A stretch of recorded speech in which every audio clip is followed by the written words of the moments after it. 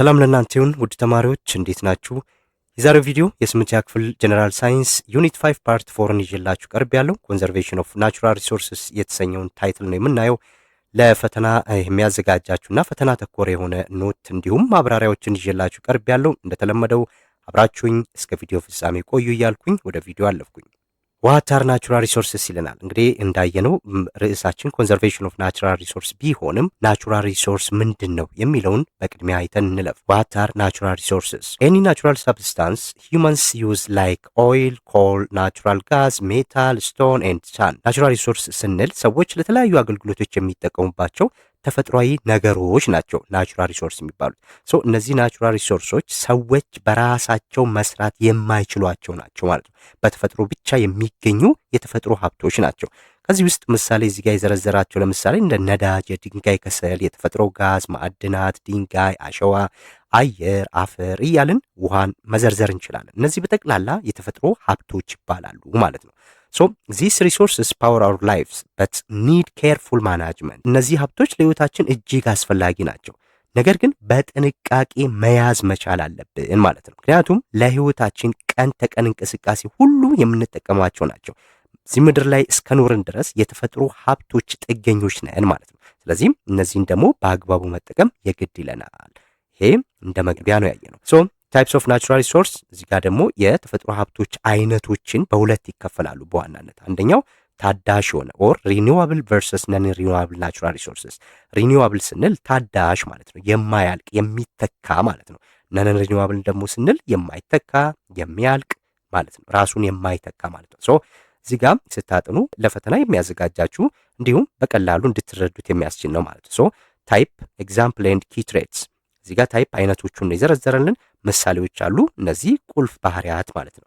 ሪኒዋብል ናቹራል ሪሶርስ ታዳሽ የሆኑ የተፈጥሮ ሀብቶች የምንላቸው ምሳሌ ቬጂቴሽን፣ አኒማል፣ ሶላር፣ ዊንድ፣ ወተር፣ ፎረስት እያልን አብዛኞቹ መዘርዘር እንችላለን ማለት ነው። እነዚህ የታዳሽ የተፈጥሮ ሀብቶች ናቸው።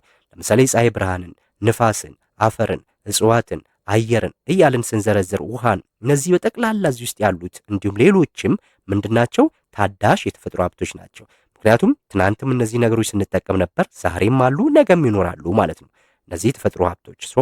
ዋና ባህሪያቸው ምንድን ነው? ሪኒዋብል ናቹራል ሪሶርስ ስንል ካን ሪፕሌኒሽ ናቹራሊ ኦቨር ታይም።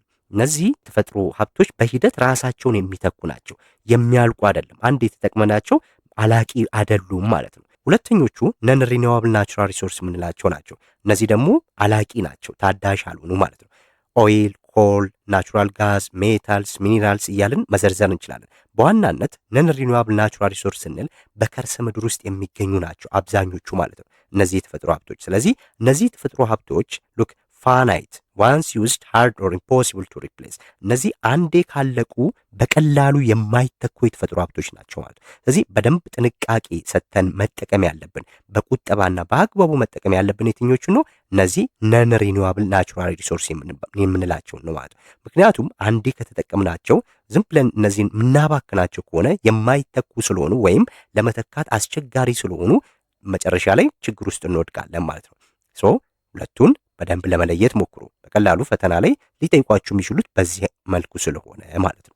then what is conservation? የተፈጥሮ ሀብትን አየ። የተፈጥሮ ሀብት ጥበቃ ስንል ደግሞ ምን ማለት ነው? conservation means protecting natural resources for future generations። እነዚህ የተፈጥሮ ሀብቶች ጥበቃ ማለት ለወደፊት ትውልድ እንዲተርፍ መንከባከብ ማለት ነው። ዛሬ እኛ ስላለን እዚህ ምድር ላይ ዛሬ ብቻ ያለው ትውልድ አይደለም የሚኖረው አይደል? ነገ የሚመጣ አዲስ ትውልድ አለ። ስለዚህ በተለይም ነን ሪኒዋብል ናቹራል ሪሶርሶችን በአግባቡ መጠቀም መቻል አለብን ማለት ነው። እነዛን በቁጠባና በአግባቡ መጠቀም መቻል አለብን ለነገው ትውልድ ለማስረከብ እንድንችል ማለት ነው። it is care and management of resources to prevent depletion። እነዚህን ተገቢውን ጥበቃ ማድረግ ካልቻለን ምን ይሆናሉ? እያለቁ መሄዱ ናቸው ማለት ነው። እዚህ ጋር የሚነግረን እሱን ነው። without it ያለን without conservation ሪሶርስስ ዲክላይን ካን ቢከም ኤክስቲንክት። አያችሁ፣ ተገቢውን ጥበቃ ካልተደረገ ሀብቶች እየቀነሱ ይሄዳሉ ማለት ነው። ከጠፉ ደግሞ ችግር ውስጥ እንወድቃለን ማለት ነው። ለዛም ይህንን በደንብ መረዳት መቻል አለብን። የተፈጥሮ ሀብቶችን አየን፣ የተፈጥሮ ሀብት ጥበቃን አየን። ስለዚህ የትኞቹን የተፈጥሮ ሀብቶች ነው የምንንከባከበው? መጽሐፋችሁ ላይ ከተዘረዘሩት ውስጥ የመጀመሪያው አፈር ነው። እንግዲህ ሶይል አፈር ሪኒዋብል ናቹራል ሪሶርስ ነው አይደለ? ሪኒዋብል ናቹራል ሪሶርስ ነው። ከዲፊኒሽኑ ሲንጀምር ሉክ ሶይል ኢዝ ሎ ሰርፌስ ሌየር ከቨሪንግ ላንድ ይለናል። አፈር ስንል አብዛኛውን የምድርን ክፍል የሚሸፍን ይሄ ልል የሆነ ነገር ነው ማለት ነው። አፈር ማለት ይሄ ነው ትርጉሙ። አፈር ከምን የተሰራ ነው? ሉክ ሚክስ ኦፍ ብሮክን ሮክስ ሚነራልስ ኤር ወተር ኦርጋኒዝምስ ኤንድ ሂውመስ ይለናል። ኮምፖነንትስ ኦፍ ሶይል በምናይበት ሳለ እነዚህ ነገሮች ሁሉ አሉት። አፈር የተሰባበሩ ድንጋዮች፣ ማዕድናት፣ አየር፣ ውሃ እንዲሁም ሂውመስ የምንለው ሂውመስ ማለት ብስባሽ ማለት ነው። የእነዚህ ነገሮች ሁሉ ድብልቅ ነው ማለት ነው። አፈር ሲባል እነዚህ ነገሮች ሁሉ አሉት ማለት ነው። ሶይል ኢዝ a living home for microorganisms that fix nitrogen and decomposes organic matter, microscopic animals and larger residents አለን earthworm or termites። ምን እያለ ነው? አፈር ለብዙ ሕያው ፍጥረታት መኖሪያ ነው ማለት። ዋናዎቹ የአፈር ውስጥ የሚኖሩ ነፍሳት እነዚህ ናቸው። አንደኛው ሉክ ማይክሮኦርጋኒዝም ዛት ፊክስ ናይትሮጂን አለን አይደለ? ያ ማለት ናይትሮጅንን ወደ አፈር የሚቀይሩ እና ኦርጋኒክ ቁሶችን የሚያበሰብሱ ስፍር ቁጥር የሌላቸው ምን አሉ ማለት ነው?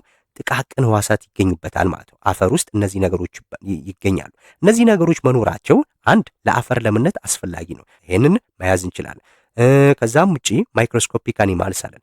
እነዚህ ማይክሮስኮፒክ አኒማል ስንል ያው በአይናችን ማየት የማንችላቸው ወይም በአጉሊ መነጽር ብቻ የሚታዩ በርካታ ትናንሽ እንስሳቶች ደግሞ በአፈር ውስጥ ይኖራሉ። ሶ አፈር ለብዙ ነፍሳት መኖሪያነትም ያገለግላል። ኤንድ ላርጀር ሬዚደንትስ አለን። ልክ እንደ ምድር ትሎች ይሄ እርዝወርም ስንል ወይም ተርማይትስ ምስጥ ማለት ነው። ሶ እነዚህ ሁሉ ፍጥረታት የአፈር ነዋሪዎች ናቸው ማለት። ስለዚህ አፈር እነዚህን ሁሉ አገልግሎቶች ይሰጣል። እንደ መኖሪያም ይገለገሉበታል ነፍሳቶች ማለት ነው። ዲፊኒሽኑ ይሄን ይመስላል ማለት። እዚህ ላይ የምናየው ሌላው ሂውመስ የሚለው ነው። ሂውመስ ይሄ ደግሞ በአማርኛው ያው ቃል በቃል ብስባሽ ማለት ነው። ብስባሽ ምንድን ነው የሚበሰብሰው ስንል ሉክ አሁን ሂውመስን ምን አለን? ዘ ላይፍ ጊቨር አለን አይደለ? ህይወት ሰጪ። ህይወት ሰጪ ሲል ለምንድን ነው አፈር መሰረታዊ የሚባሉ ማዕድናትን የሚያገኘውና ለምነቱን ጠብቆ እንዲኖር ይሄ ሂውመስ የተባለው ብስባሽ እጅግ አስፈላጊ ነው ማለት ነው። ሂውመስ ማለት ሉክ ኮምፖዚሽን የምን ስሪት ነው? ሂውመስ ምንድን ነው ስንል ሉክ ዲኬይንግ ፕላንትስ ኤንድ አኒማልስ።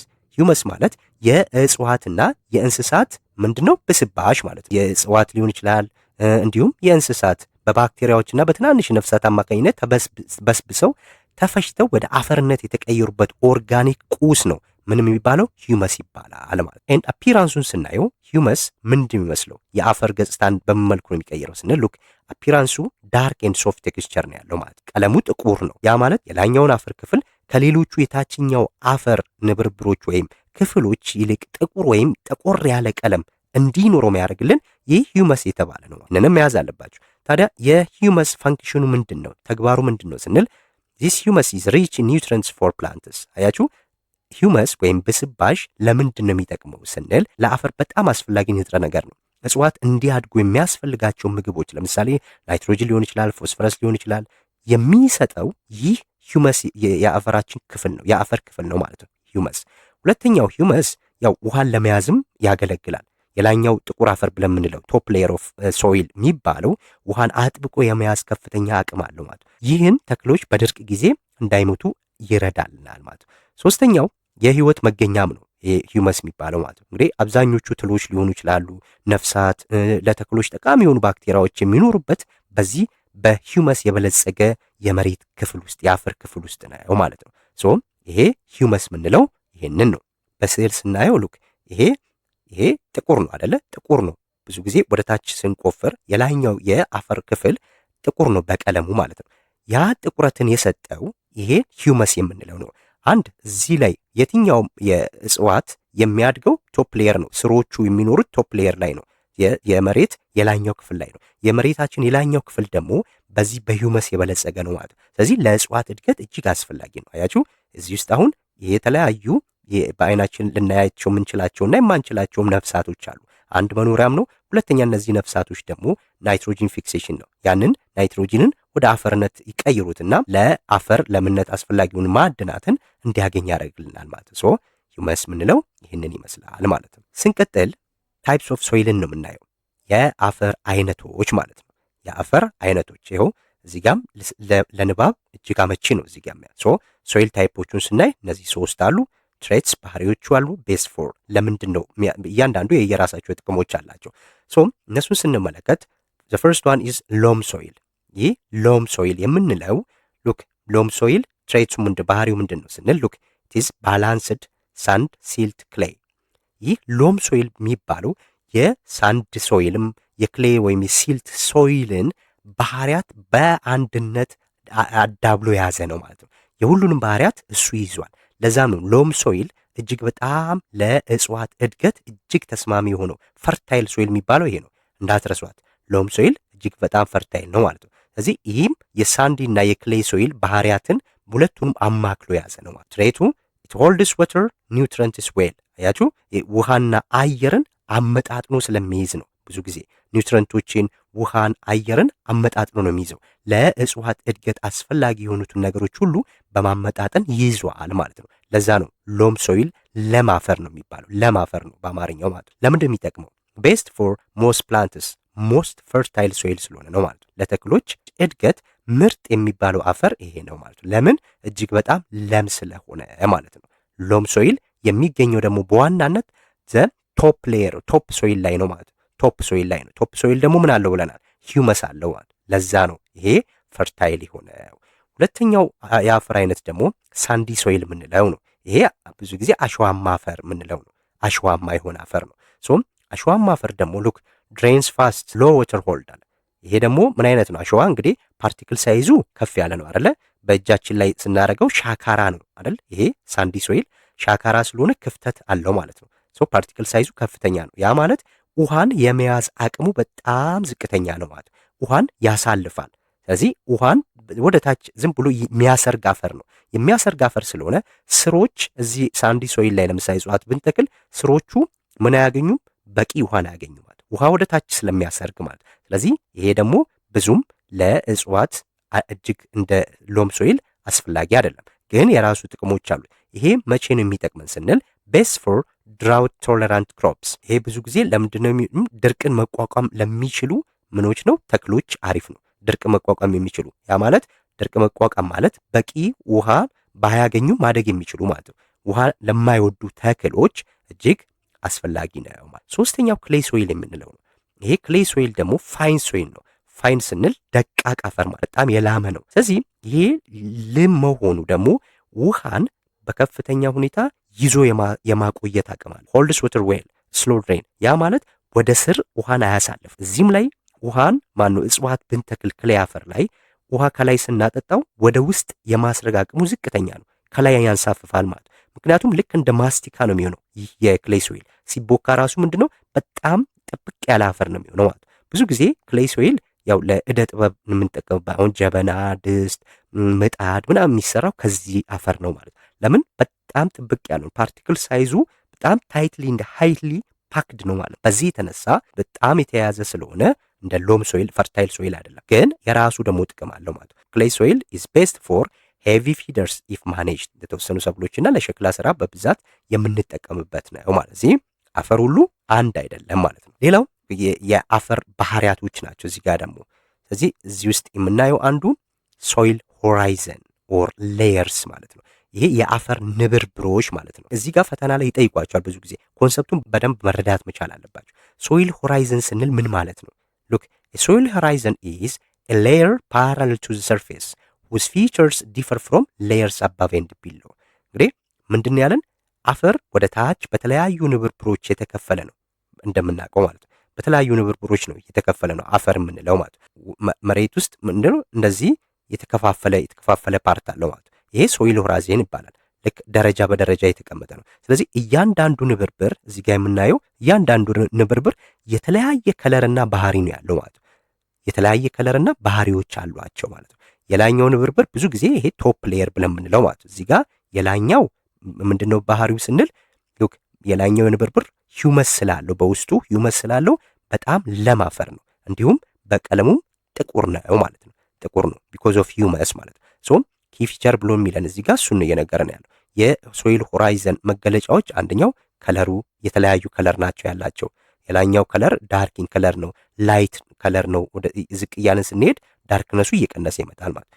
ሩት ኳንቲቲም ልክ ሩት የማንኛውም እጽዋት ሩት የሚበቅለው የሚኖረው ብዙ ጊዜ ቶፕ ሶይል ውስጥ ነው። እዚህ ውስጥ ነው የእጽዋት ስር የሚኖረው ማለት ነው። እዚህ ውስጥ ነው። አንደኛ ዳርክ ነው፣ ሁለተኛ ሂውመስ አለው፣ ሶስተኛ የእጽዋት ሩት ደግሞ የሚቀመጠው እዚህ ውስጥ ነው ማለት ነው። ሶ ይሄ ሶይል ሆራይዘን የምንለው እነዚህ ነው። እንዲሁም ፒኤችም የተለያየ ነው። ቫሪስ ፐር ሌየር በእያንዳንዱ የአሲዲቲው ቤዚሲቲው የተለያየ ፒኤች ነው ያላቸው ማለት ነው። አጠቃላይ ሶይል ሌየር ሶይል ሆራይዘን ስንል የመሬት የአፈር ንብርብሮች ክፍልፍል ማለት ነው። እንደዚህ ወደ ታች እየከፈለ ሲሄድ ማለት ነው። ይህንን በምስል ስናየው ሉክ ይሄ ማለት ነው። በቃ ይሄ ሶይል ሆራይዘን የምንለው እነዚህን ነው እዚህ ጋር ያለው። ሶ እያንዳንዱን እዚህ ጋር በምናይበት ሰዓት ላይ መሬታችን ነው ይሄ የላኛው አይደለ the upper part of our earth crust የምንለው ማለት ነው። ስለዚህ ይሄ መሬታችን ነው። ሶ እጽዋት በሚተከልበት ሰዓት ላይ የሚበቅለው ወይም ስሩ የሚሄደው እስከ ቶፕ ሶይል ላይ ነው። የስ ቶፕ ሶይል ነው። አንደኛ ሉክ እዚህ ጋር የሚነግረን ነገር አለ። በዚህ በኩል ያለውን እዩ። ኦ ሆራይዘን ይለናል፣ ኤ ሆራይዘን፣ ቢ ሆራይዘን፣ ሲ ሆራይዘን እና ዲ ሆራይዘን አለ። ስለዚህ እነዚህ አሁን ኦ ሆራይዘን የምንለው ኦ ሆራይዘን ኦርጋኒክ ሌየር ነው። ይሄ ኦ ስንል ኦርጋኒክ ሌየር ነው። ብዙ ጊዜ የእጽዋቶችም ሆነ እንስሳቶችም ሲሞቱ ምን ሲሉ እጽዋቶች ሲረግፉ እዚሁ የላኛው የመሬታችን ክፍል ላይ ነው የሚቀመጡት አይደለ? ስለዚህ ይበሰብሱና ወደ አፈር ውስጥ ይቀላቀላሉ ማለት ነው። ሶ ይሄ ኦ ሆራይዘን ሂውመስ ያለው ነው። አያችሁ ሂውመስ እዚህ ጋር አለች። ስለዚህ ሂውመስ ያለበት ቦታ ምንድን ነው? ዳርክ ነው ቀለሙ። ይህ በጣም የላኛው ንጣፍ ነው። ከላኛው የላኛው ንጣፍ ማለት ይሄ ሂውመስ ያለበት። ስለዚህ ይህ አብዛኛው ጊዜ በበሰበሱ ቅጠሎች፣ እጽዋት እንዲሁም የእንስሳት ቅሪቶች የተሸፈነ ነው ማለት ነው። የተሸፈነ ነው። ስለዚህ ከሱ ወረድ ስንል ምን እናገኛለን? ቶፕ ሌየር ምንለው ነው። ቶፕ ሶይል ምንለው ማለት ነው። ቶፕ ሶይል ይሄ ኤ ሆራይዘን የምንለው ቶፕ ሶይል ነው። ኤ ሆራይዘን ቶፕ ሶይል ወይም ኤ ሌየር የሚባለው ማለት ነው። የኤ ንብርብር የሚባለው ቶፕ ሶይል ያለበት ነው። ስለዚህ ከሂውመስ ያለበት እዚህ ውስጥ ነው ማለት ነው። ስለዚህ ይህ ብዙ ጊዜ ማዕድናት ከበሰበሱ ኦርጋኒክ ቁሶች ጋር የሚቀላቀሉበት ክፍል ነው ማለት ነው። ይሄም ለእጽዋት እድገት ጥሩ ነው። ምክንያቱም ቶፕ ሶይል ውስጥ ሂውመስ አለ። ስለዚህ ይሄ ሂውመስ እና ቶፕ ሶይል ይቀላቀላል። ከዛ ለእጽዋት እድገት አሪፍ ይሆናል ማለት ነው። ሶ የእጽዋቶቹ ስርም እስከዚህ ድረስ ነው ሊሄድ የሚችለው ማለት እስከ ቶፕ ሌየር ነው ሊሄድ የሚችለው። ይህን እንዳትረሱ። ከዛን ቢ ሆራይዘን የሚባለው አለ ሳብ ሶይል ነው። ይሄኛውም ትንሽ ከዚህኛው ለምሳሌ ቶፕ ሶይል ላይ ይሄ ሂውመስ ያለበት ላይ ሞስትሊ እዚህ ጋር ፋይን የሆነው ነው። ብዙ ጊዜ ፋይን ሶይል ነው። እዚህ ጋር ደግሞ ትንሽ ላርጅ ፓርቲክሎች ነው የሚኖሩት። አሸዋማ ምናምን ጠጠሮች ምናምን ሊኖሩ ይችላሉ ማለት ነው እዚህ ጋር ማለት ነው። ይሄ ሳብ ሶይል ላይ ወደ ታች በሄድን ደግሞ ዌዘርድ ሮክ ፍራግመንት የድንጋይ ስብርባሪዎች ናቸው። ታች ደግሞ የድንጋይ ንጣፉን የምናገኘው ማለት። ስለዚህ የፓርቲክሎች ወይም የሳይዛቸው የአፈሩ ሳይዝ ምን እየሆነ ይመጣል? ተለቅ እያለ ይመጣል ማለት። ሌየር ወይም ሶይል ሆራይዘን ብለን የምንለው እነዚህን ነው ማለት። ሌላው ሶይል ቴክስቸር የምንለው ነው። ሁለቱን በደንብ ለዩ፣ ሆራይዘን እና ቴክስቸርን። ሆራይዘን ውስጥ ምን አለ አሁን ያየ ነው ማለት። ሶይል ቴክስቸር ግን ስንል ሉክ ዲፋይን ስናደርገው ፕሮፖርሽን ኦፍ ሳንድ ላርጀስት ኦር ሲልት ሚዲየም ክሌይ ስሞለስት ፓርቲክል። አያችሁ አሁን ሶይል ቴክስቸር ደግሞ ስንል በአፈር ውስጥ የሚገኙ የቅንጣቶችን መጠን ነው የሚነገረን ማለት ነው። የቅንጣቶችን መጠን ማለት ነው የአፈሩ አይነት ደቃቅ ነው ወይስ ሻካራማ ነው ወይስ ተለቅ ያለ ድንጋያማ ነው የሚለውን ነው የሚያሳየን ይሄ ሶይል ቴክስቸር። ቀለምን፣ ከለርን፣ ፒኤች፣ አሲዲቲው ምናምን አይደለም። እነሱ በጠቅላላ ሶይል ሆራይዘን ውስጥ ነው የሚገቡት። ሶይል ቴክስቸር በዋናነት የሚነግረን የአፈሮቹን ቅንጣት ነው። ፓርቲክል ኦፍ ሶይል ማለት ነው። ያንን ነው የሚነግረን ማለት ነው። አንደኛው ለምሳሌ ላርጀስት ፓርቲክል ሳይዝ ያለው ሳንድ ነው። አሸዋማ አፈር ፓርቲክሉ ተለቅ ያለ ነው ማለት በእጃችንም ስናደርገው አይደለ። ለዛ ውሃ የመያዝ አቅሙ ዝቅተኛ ነው ቢኮዝ ጋፓቸው ሰፊ ስለሆነ ማለት። ሲልት ሶይል ስንል ደግሞ መካከለኛ ነው። ይሄ በጣምም ደቃቅ አይደለም፣ በጣምም ሻካራማ አይደለም፣ መካከለኛ ነው። እጅግ በጣም ደቃቅ የሆነው ፋይን ሶይል የሚባለው ደግሞ ክሌይ ሶይል ነው፣ የሸክላ አፈር ማለት። ይሄ ውሃን ይዞ የማስቀመጥ አቅም ነው ያለው። ሶ ሶይል ቴክስቸር አፌክትስ ዋተር ሪቴንሽን ሳንድ ሬን ፋስት። አሁን አፈሩ ውሃ የመያዝ አቅሙንም የሚወስንልን ሶይል ቴክስቸር ነው ማለት እንዳትረሱ። ይሄን ውሃ የመያዝ አቅሙንም የሚወስነው የሶይል ቴክስቸሩ ነው ወይ ማለት ያ ማለት የፓርቲክል ሳይዙ ማለት ነው። ፓርቲክል ሳይዙ በጣም ትንሽ ከሆነ ውሃን ይዞ የማስቀመጥ አቅም ነው ያለው። ያ ደግሞ ክሌይ ሶይል ይባላል። ፓርቲክል ሳይዙ ደግሞ በጣም ላርጅ ከሆነ ደግሞ ውሃን የመያዝ አቅሙ ዝቅተኛ ነው የሚሆነው። ያ ደግሞ ሳንድ ነው የሚባለው። ስለዚህ ሶይል ቴክስቸር አፈር ውሃን ይዞ የማስቀመጥ አቅሙንም ይወስናል። እዚህ ጋር ለምሳሌ ሳንድ ሬንስ ፋስት አለ፣ ክሌይ ሆልድስ ሎንግ አለ፣ ሲልት ኢዝ ቢትዊን አለ። በአጠቃላይ ሶይል ቴክስቸር የምንለው የአፈሩን ልዝብነት ወይም ሻካራነትን ነው ማለት ነው። ሶይል ቴክስቸርን እዚህ ጋር በዚህ መልኩ ማስቀመጥ ይቻላል። ለምሳሌ ካልኩሌሽን በእርግጥ ፈተና ላይ ካልኩሌት አድርጉ ተብሎ አይመጣም እንጂ ካልኩሌት ሊደረግ ይችላል። ለምሳሌ የክሌይ ሶይል የአንድ አፈር ክሌይ ሶይሉ ፓርቲክል ሳይዙ 20 ነው ተብላችሁ ሲልት ሶይል ደግሞ ፓርቲክል ሳይዙ እንደዚሁ 80 ነው ብትባሉ የሳንድ መጠኑ ደግሞ እንደዚህ ነው ተብሎ ሊሰጠን ይችላል። 50 ነው ቢባል ከዛን ይህ የፓርቲክል ሳይዝ ያለው የአፈር አይነት ምን ላይ ነው የሚሆነው? ምን አይነት አፈር ነው ሊባል ይችላል። በዛ ሰዓት ላይ እናንተ ካልኩሌት ታደርጋላችሁ። ይሄ ማለት መስመሩን በማየት ነው የሚወሰነው ማለት ነው። ለምሳሌ እዚህ ጋር በዚህ በኩል ያለው ምንድነው? ክሌይ ነው። ክሌይ ሳይዙ ማለት ነው። ከ10 ጀመረ 20 ምናምን ብሎ እስከ 100 ሄደ። በዚህ በግራ በኩል ያለው። በቀኝ በኩል ደግሞ ሲልት ሶይል የምንለው ነው። ይሄ ከላይ ወደ ታች ነው የሚወርደው ማለት የቀነሰ ነው ወደ ታች የሚሄደው። ይሄ ደግሞ ሉክ እዚህ ጋር ስናየው ደግሞ ሳንድ በፐርሰንቴጅ ነው ሳንድ ሶይል የሚነግረን ማለት እዚህ ውስጥ ከዛን ካልኩሌት ተደርጎ የሚያርፍበት ቦታ ላይ እያንዳንዱ ስያሜ አለው። ለምሳሌ ሳንዲ ክሌ ይላል፣ ሳንዲ ክሌ ሎም ይላል፣ ሎም ሳንድ ይላል፣ ሎም ሶይል ይላል።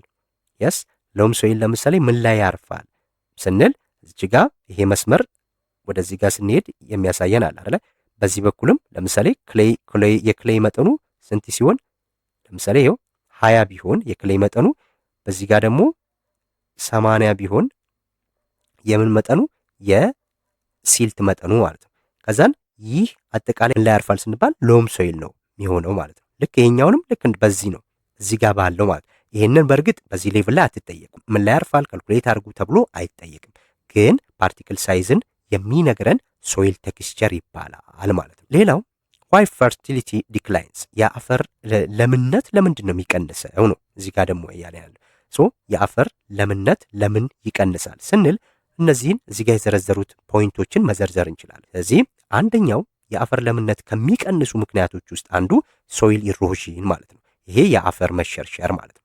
ሶይል ኢሮዥን ዋሽንግ አዌይ ኦፍ ዘ ቶፕ ፈርታይል ሶይል። እንግዲህ የአፈር መሸርሸር ስንል ሁልጊዜ አፈር ቤር ኦር ኔክድ ሶይል ከሆነ ያ ማለት መሬትን ሳር ወይም እጽዋት ካልሸፈነው መሬት ባዶ ከሆነች ንፋስና ጎርፍ በሚመጣበት ሰዓት ላይ የላኛውን ወይም ለም የሆነውን የአፈር ክፍል ምን ያደርጋል? እያጠበብን ይወስዳል ማለት ነው። ስለዚህ ሶይል ኢሮዥን የምንለው ያንን ነው። በቃ ዘ ቴኪንግ አዌይ ኦፍ ዘ ቶፕ ፈርታይል ሌየር ማለት ነው። የላኛውን የለም የሆነውን የአፈር ክፍል በውሃ ወይም በንፋስ አማካኝነት ሲወሰድ ማለት ነው። ለሶይል ኢሮዥን ፋክተር የሚሆኑት ሁለቱ ራኒንግ ዋተር ኤንድ ምንድነው? ዊንድ ነው ማለት ነው። በእነዚህ አማካኝነት ሲጠረግ የአፈር ለምነት ይቀንሳል። አንድ ዋይ ፈርቲሊቲ ዲክላይንስ ስንባል አንዱ ሶይል ኢሮዥን ነው ማለት። ሁለተኛው ዲፎሬስቴሽን ነው። ዲፎሬስቴሽን ሎስ ኦፍ ትሪስ ሩትስ ዛት ሆልድ ሶይል። ዲፎሬስቴሽን ካቲንግ ኦፍ ትሪ ነው አይደለ? ዛፎችን መቁረጥ ነው። ስለዚህ ዛፎችን በቆረጥን ቁጥር ምን ይሆናል? የዛፎች ስር የዛፍ አንዱ ጥቅም እጽዋት ከምግብ ምንጭነት ንጹህ አየር ከማግኘት ውጪ በዋናነት ዛፎች ምንድን ነው የሚጠቅሙን ስንል አፈርን በስሮቻቸው አማካኝነት አጣብቀው ይዙልናል ማለት ነው። ስለዚህ ጎርፍን ቢመጣ ንፋስን ቢመጣ በቀላሉ እየተሸረሸሩ እየተጠረጉ እንዳይሄዱ ያደርግልናል ማለት። እነዚህን ዛፎች በቆረጥን በጨፈጨፍን ቁጥር ግን አፈሩ ምን ይሆናል? ይላቀቃል። ፓርቲክሎቹ የተያያዙ አይሆኑም ማለት። በዛ ሰዓት ላይ ምን ይሆናል? አቧራ እየተነሳ ሊሄድ ይችላል። በአቧራ መልክ ዊንድ ሲመጣ እንዲሁም በጎርፍ መልክም የለም የተባለው የላይኛው ክፍል እየተጠረገ ሊሄድብን ይችላል ማለት ነው። ቢኮዝ ኦፍ ዚስ የአፈር ለምነት ይቀንሳል። ሶስተኛው ኦቨርግሬዚንግ ነው።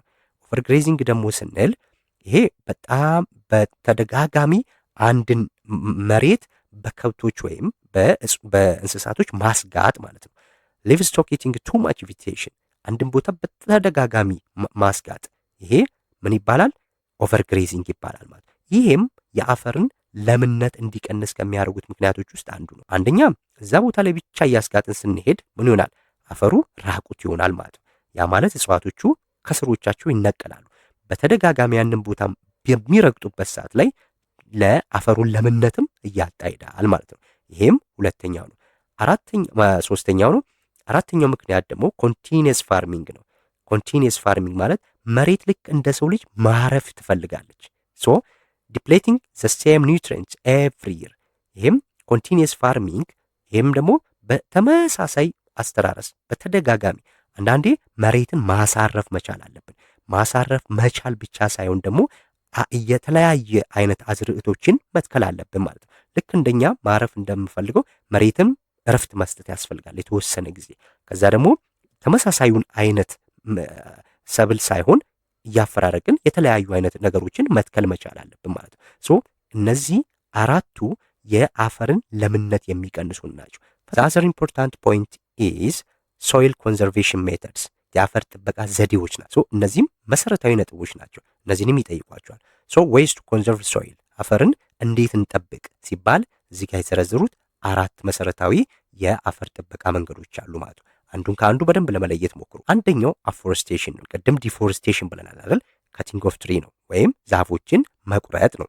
አፎረስቴሽን ሲባል ደግሞ ፕላንት ትሪስ ምንድነው? አፎረስቴሽን ዛፍ መትከል ነው። ዛፍ መትከል ከአካባቢ ጥበቃ ንጹህ አየር ከማግኘት ምናምን ውጪ አሁን ሶይል ኮንዘርቬሽን ላይ ስለሆንን አፈርን እንዴት ነው የሚከላከልልን ስንል ስሩ የእጽዋቱ ስር ምን ያደርጋል?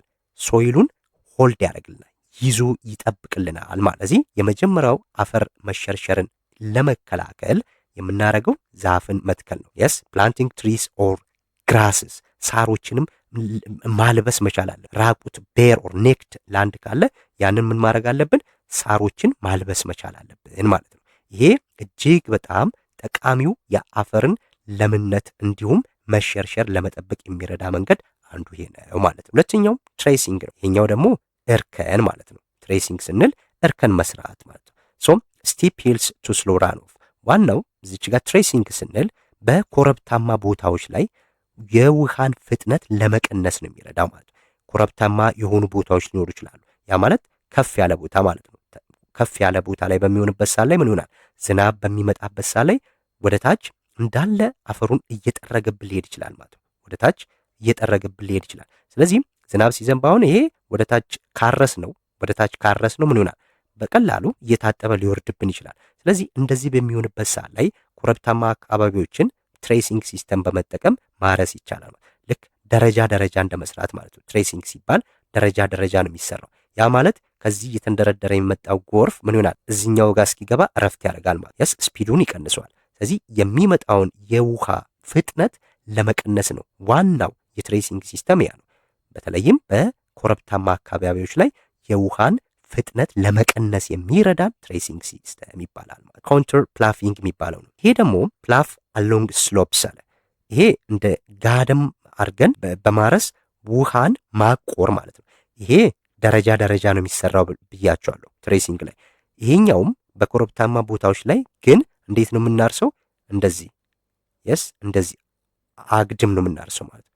አግድም ነው። እዚህ ጋር ክፍተት ነው የሚኖረው። ልክ ውሃው እየተንደረደረ የሚመጣ ምን ይሆናል?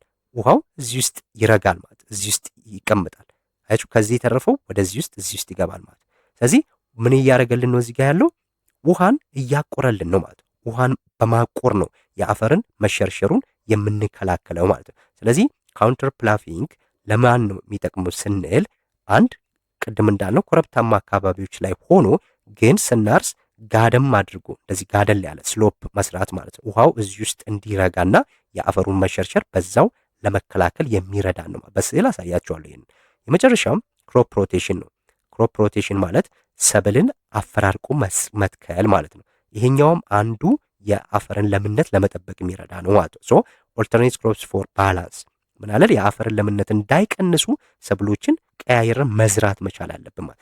በተመሳሳይ ዓመት ተመሳሳይ ሰብል ስንዘራ አንድ የአፈሩን ለምነት እያጣ ይሄዳል። ስለዚህ አፈርን ለመጠበቅ እነዚህን ዘዴዎች እንጠቀማለን ማለት። ዛፍ ስንተክል ስሮቹ አፈሩን አጥብቆ ይይዙታል።